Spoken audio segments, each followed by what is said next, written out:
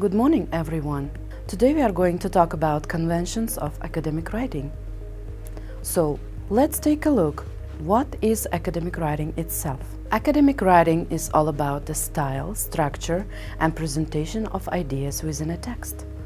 It should be clear, formal, concise, structured, and always backed up by evidence. Academic texts often provide a deeper understanding of specific topics or fields of study. Formal tone and style, it does not require long sentences or high-level vocabulary. However, most academic disciplines will have their own writing conventions and jargon check with their faculty. Academic writing conventions are: the first one, objectivity, complexity, formality, responsibility, explicitness, accuracy, hedging. These are often cited as the most distinctive features of academic writing. Let's take a look on objectivity. This is achieved when the writer makes little or no reference to him or herself. Here the facts are emphasized and supported and explained using evidence. Use of first-person pronouns should be avoided. Complexity. This is about both lexical and grammatical complexity. With lexis, it means that in writing, you should opt for discipline of specific words and phrases, along with collocations, noun phrases, subordinate clauses, and passive structures. Let's take a look on formality. Here, it is necessary to apply the correct register. Idiomatic expressions, colloquialisms, slang, ellipses, or constructions need to be avoided. Let's take a look on responsibility. This particular feature is concerned with justifying the writer's strain and providing evidence for claims that might be made.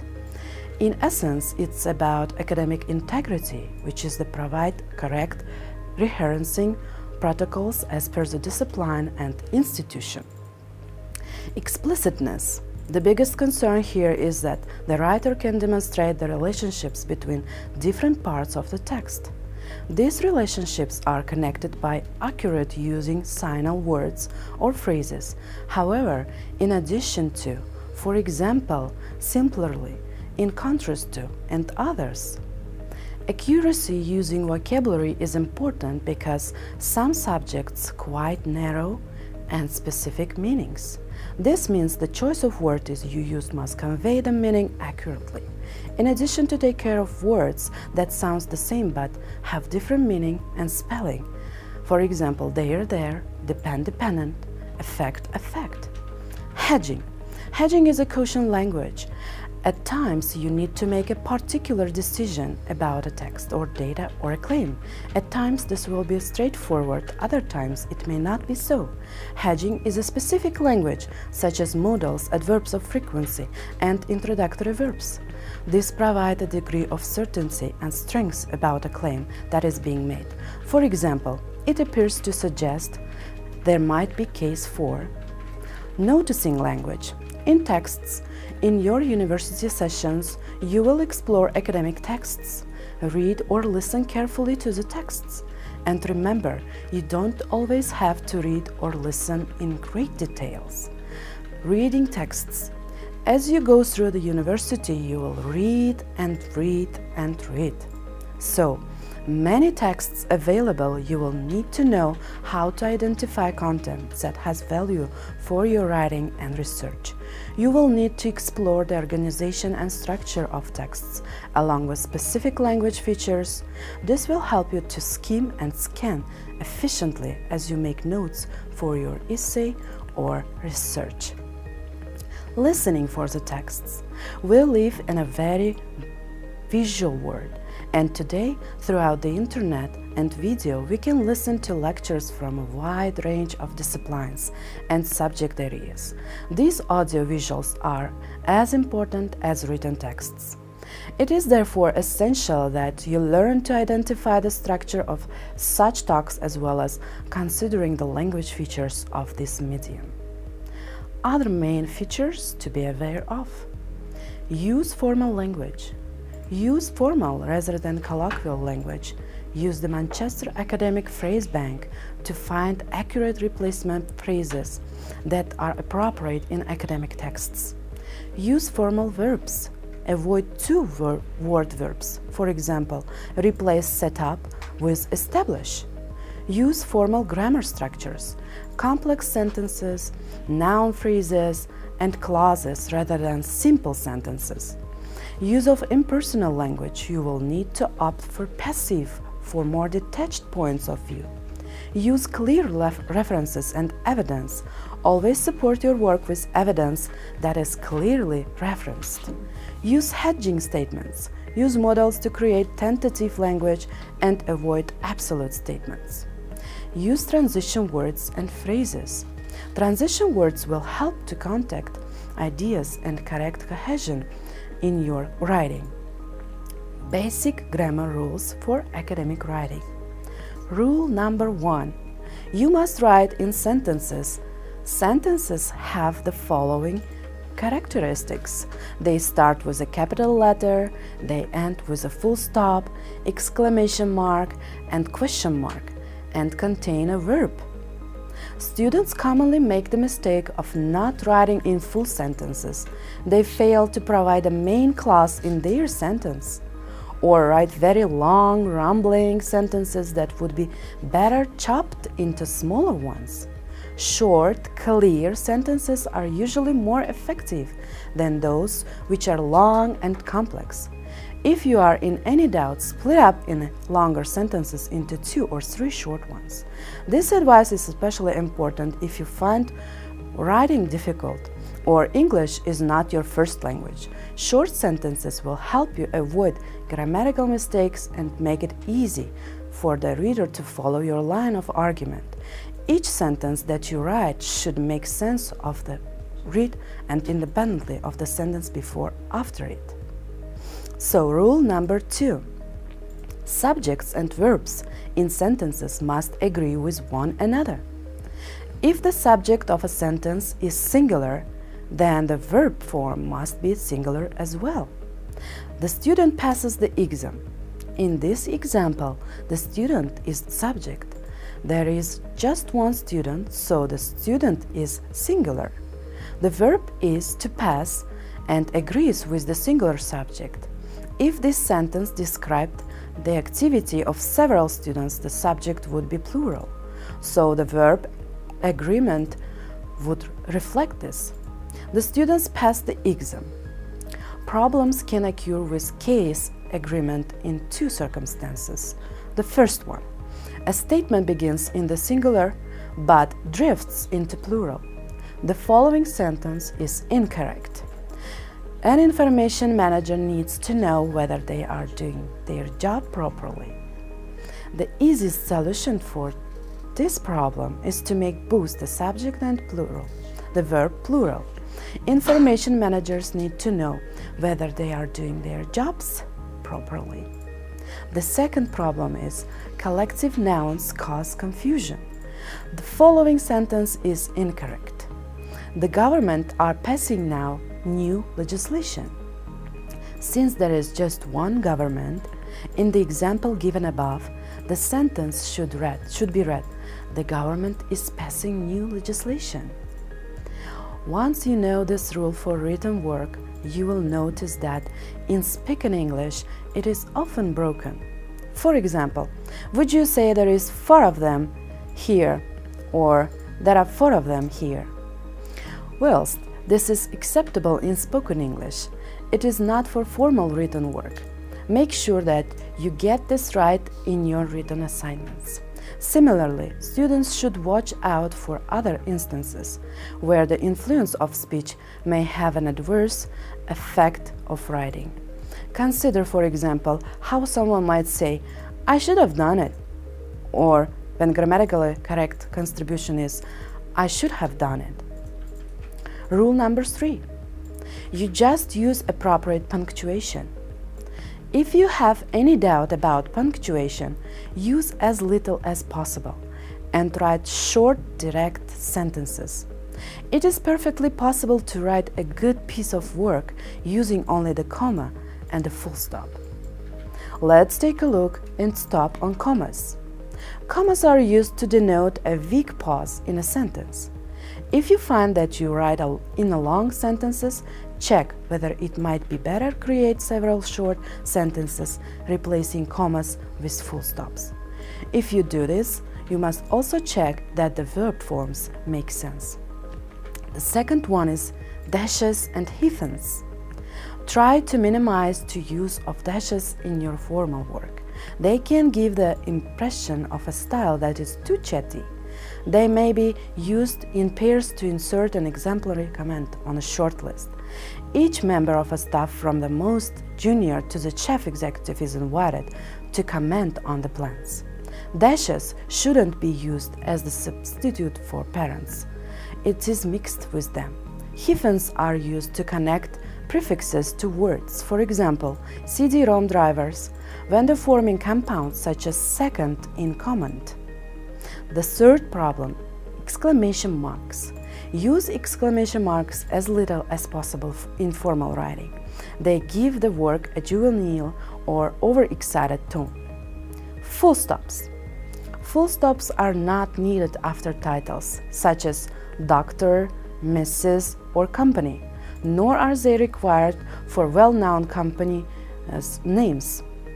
Question marks. It is unlikely that you should use the question mark in the work you submit. After all, you are meant to be answering the question, not posing any new ones. Colons. The colons is used to introduce a strong pause within a sentence. It separates two clauses which could stand alone as separate sentences but are linked by some relationship in their meaning. There are 4 instances in which you might use a colon. The first one is, a colon can introduce a list. The job placement entails various duties: setting up a database, liaising with customers, ordering supplies, and taking minutes at meetings. The second one, colon can precede a long quotation. The computing officer explains that the reason for this decision, Java can enable searching on any kind of platform. Time and money has been wasted by developing 35 different versions, each requiring different programmers. With a joint effort, we knew we had an amazing product. A colon can be used before a clause which explains the previous statement. The Business Information Systems degree course is highly regarded. Academic standards are pleasant and the students enjoy the modules taught. A colon can be used to indicate a sharp contrast. She enjoys keeping up to date with friends on Facebook. Her friend thinks it is too time-consuming. Semicolons. You should only use the semicolon if you know how to use it properly. It is difficult to identify when to use it, since it represents a pause that is longer than comma but shorter than a full stop. There are 4 main uses. A semicolon is used when a second clause expands or explains the first one. Neither system matched the requirements exactly.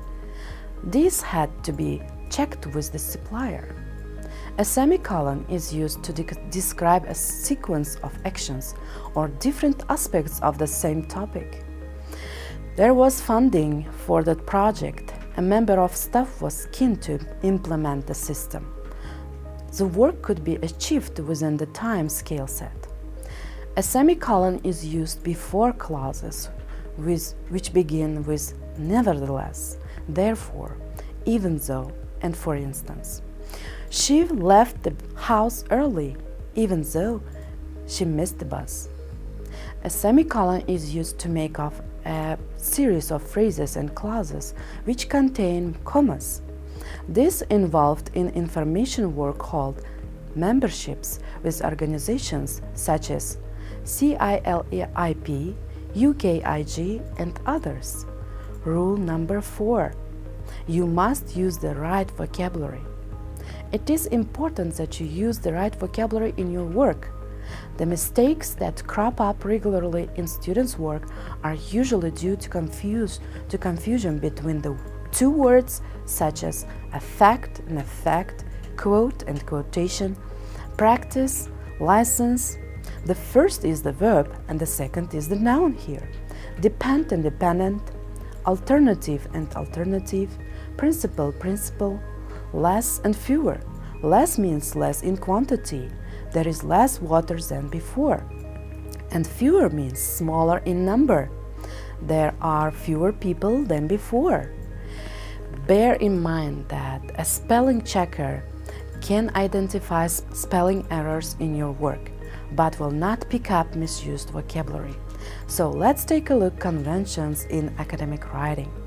So there are three main styles of writing. The style number one, style conventions, numbers and datas, capitals and print enhancements, abbreviations, typing and spelling go in. Tone conventions involve formal jargon and cliché-free impressional writing, forming arguments how to turn your information into a well-written essay or report. So let's take a look on style conventions. The first one is numbers and datas. Numbers below 100 are usually written in full. The example is 10 students came to the lecture. Numbers above 100 may be presented by digits. There are 400 databases available, for example. Dates are usually given in the conventional combinations of numbers: date, named month, and numbered year. Punctuation is not required here. So, during the 20th century, many communicational technologies were developed. In using the centuries, you shouldn't use the capitals, or decades may be referred by name or number. If you use it by number, you shouldn't use apostrophe here. The second one is capitals. Capital letters are used for proper nouns, names of civic holidays, geographical names, public thoroughfares, important events, trade names, journal titles, informational management, the first letter of the book titles. For example, print enhancements. So print enhancements should be used sparingly. If you overuse them in an essay, your work can end up looking like a ransom note. Bear in mind that you should follow the conventions of the referencing system that you are using if you quote book or journal titles in your work. For example, APA referencing requires you to denote book and journal titles by using italics. The fourth one is abbreviations. Abbreviations are not used in formal English. They give the impression of a style that is chatty and too informal. So for instance, when you want to introduce an example into your work, you should use in full the phrase, for example, when you are taking notes in class, you may like to use the abbreviation of it. The abbreviation for this Latin term exempli gratia and is written like e.g. Don't confuse e.g. with i.e. I.e. is an abbreviation for the Latin phrase id est and means that is to say, or in other words. The fifth one is typing and spelling. Even if you are good at spelling, you can make typing errors. All work for submission should be spell checked before it is printed out. Make sure that the spell checker you use is set to UK English. All printouts should be meant proofread. So don't be lazy of proofreading. Your lecturers expect you to hand in your best work. If you hand in work that is below the standard of what you could achieve with more care and attention, you are doing yourself a big disfavor. There are some words that students regularly misspell. It is worth learning the spelling of these, bearing in mind the hints on how to remember the correct spelling. For example, in spelling accommodation, think about plenty of room for 2 C's and 2 M's. A parent, think about parent. Definite, think about infinite. Lace, think about 2 eyes. Okay, let's take a look on necessary. Think it is necessary to wear 1 collar and 2 socks. Occasionally, think it would be rare to wear 2 collars and 1 sock. So, let's take a look on tone conventions. Write formally. A report or essay is a formal piece of work.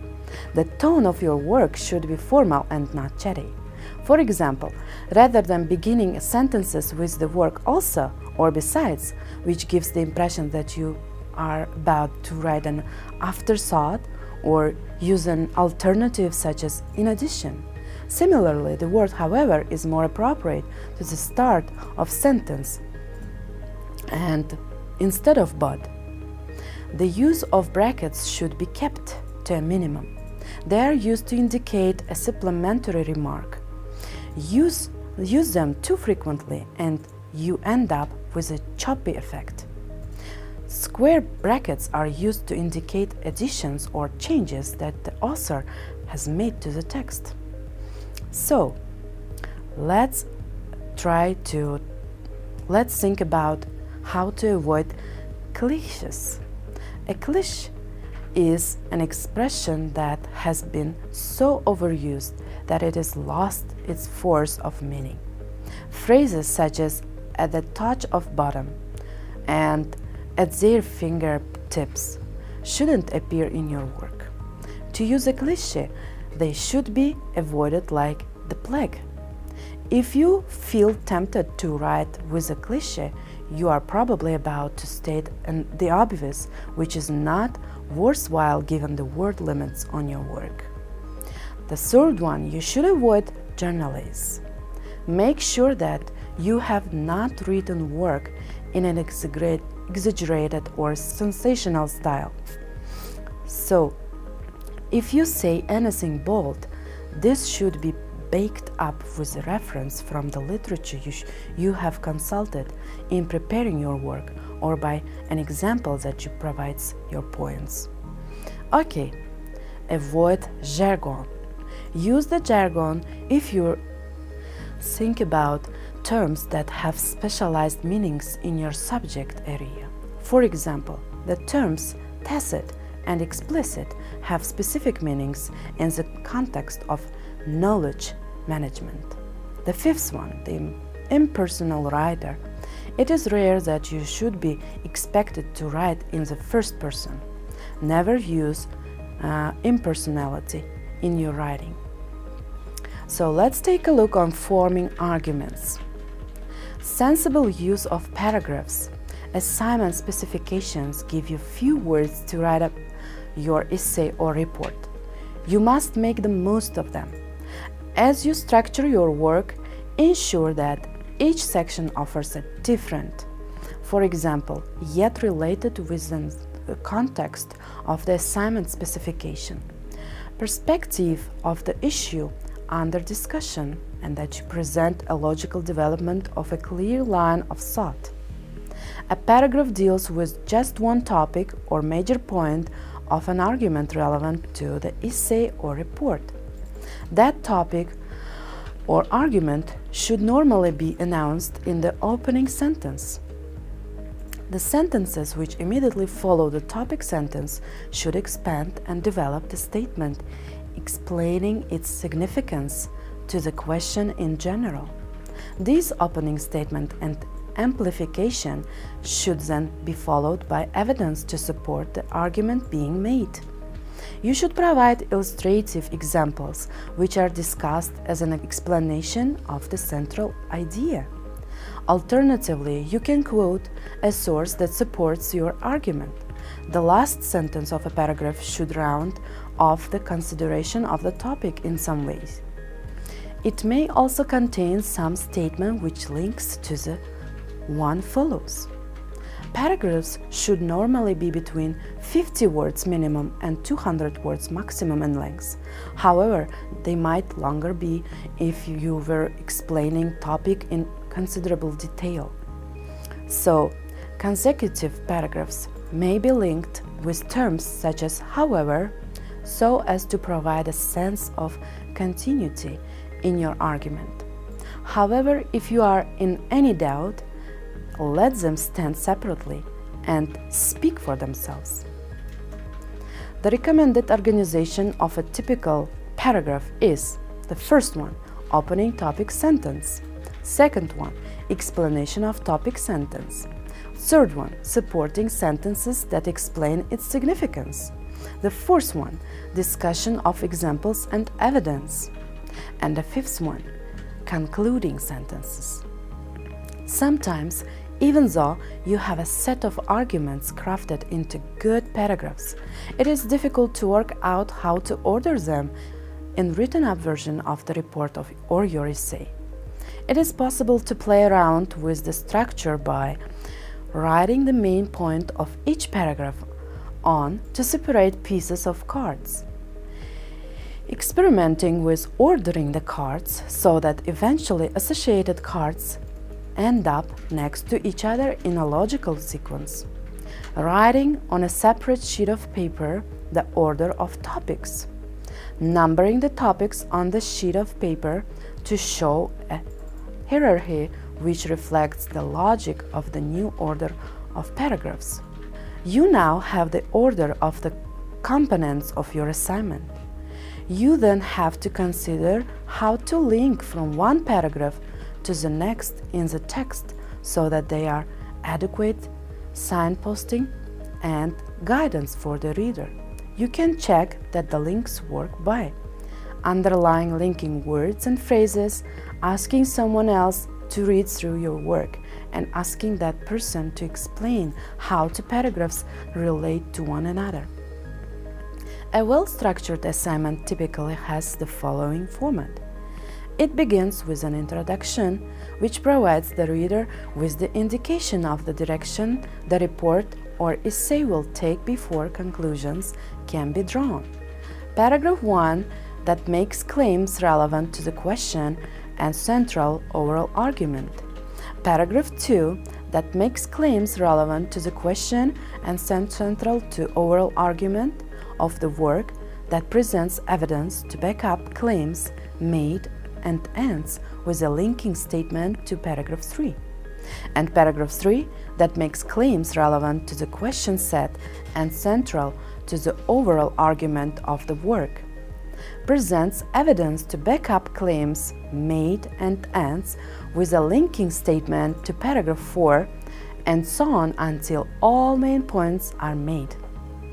It ends with a conclusion which relates back to the introduction where that report set out to do was be done or noted. So, thank you for your attention. Next time we will try to go deeper.